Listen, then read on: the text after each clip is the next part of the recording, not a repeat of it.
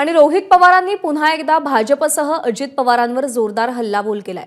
लोकसभेच्या पराभवासाठी महायुतीकडून अजित पवारांना बळीचा बकरा बनवलं जात असल्याची टीका रोहित पवार यांनी केली आहे। तिरंगी लढतीसाठी तिसरा पर्याय उपलब्ध करण्यासाठी अजित पवार बळीचा बकरा बनवले जात असून येत्या काळात अजित पवारांना वेगळं होण्यासाठी भाग पाडलं जाईल असा दावा रोहित पवार यांचा आहे।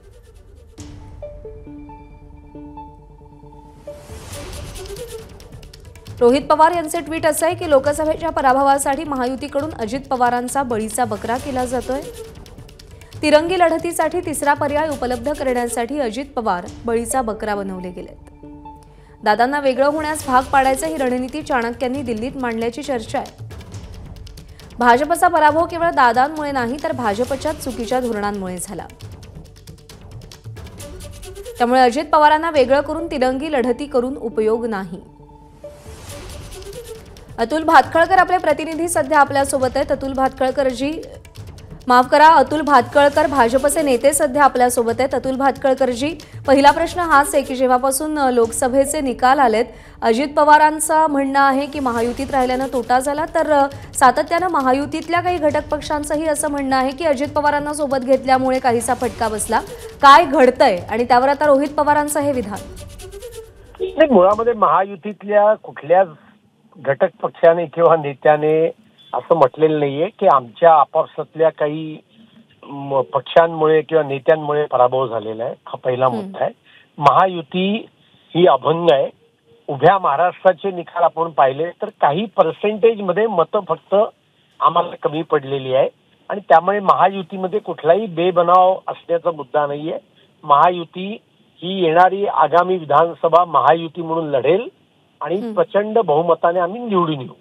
रोहित पवारांना म्हणावं की तुम्ही कर्जत जामखेड मधला काय निकाल आहे ते जरा बघा, आणि त्याच्यामुळे रोहित पवार टेन्शन मध्ये आले आहेत कारण त्यांना आता लक्षात आलंय की युगेंद्र पवारांना बहुतेक बारामतीतून लढवत आहेत। मग उरल्या सुरल्या शरद पवारांच्या राष्ट्रवादी काँग्रेसमध्ये आता रोहित पवारांना एक स्पर्धक निर्माण होतोय की काय, घरातच स्पर्धक निर्माण होतोय की काय, आणि तसंही रोहित पवारांचं आणि सुप्रिया सुळेंचं पटत नाहीये, जयंत पाटलांचं पटत नाहीये, आणि त्यामुळे रोहित पवारांना म्हणावं स्वतःच्या घराकडे आणि स्वतःच्या पक्षाकडे लक्ष द्या। महायुतीमध्ये नाक घुपसण्याचा प्रयत्न करू नका। जनता तुम्हाला विधानसभा निवडणुकीत चोख उत्तर देईल हे त्यांनी लक्षात ठेवा। भातखळकरजी कालच सुनील तटकरे असं म्हणाले की महायुतीमध्ये गेल्याचा आम्हाला फारसा फायदा झाला नाही, तोटा झाला। पण तो महायुती म्हणजे तटकरे नक्की काय बोललेत मला माहित नाहीये, पण महायुतीची समन्वय समिती असते, आमच्या नेत्यांच्या बैठका होत असतात आणि त्यामुळे मला काही असं वाटत नाही या अर्थाचं काही विधान तटकरेंनी केलं असेल। आणि आम्ही या निवडणूक निकालांचं आत्मचिंतन केलेलं आहे। मी म्हटल्याप्रमाणे महायुती अभंग आहे।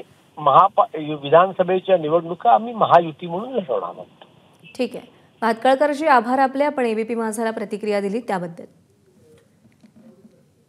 दरम्यान रोहित पवारांच्या या टीकेवर अनिल पाटील यांची प्रतिक्रिया समोर आली आहे, पाहूया। समजा जर का वर्षानुवर्ष राष्ट्रवादी काँग्रेस पक्षाचं आपलं संख्याबळ जर का बघितलं आणि ते जर का आपण किती जागा लढवल्यानंतर आपल्याला किती प्रमाणामध्ये यश येत होतं पूर्वी, मग ते खापर कोणावर फोडलं पाहिजे त्या वेळची ती परिस्थिती असते। त्यामुळे रोहित पवार साहेबांना त्याच्याविषयी फार काही बोलण्याचा अधिकार नाही, कारण याच्या अगोदर खापर फोडायचं असेल तर ते कोणावर फोडावं हे सुद्धा त्यांनीच सांगावं। एबीपी माझा, उघडा डोळे बघा नीट।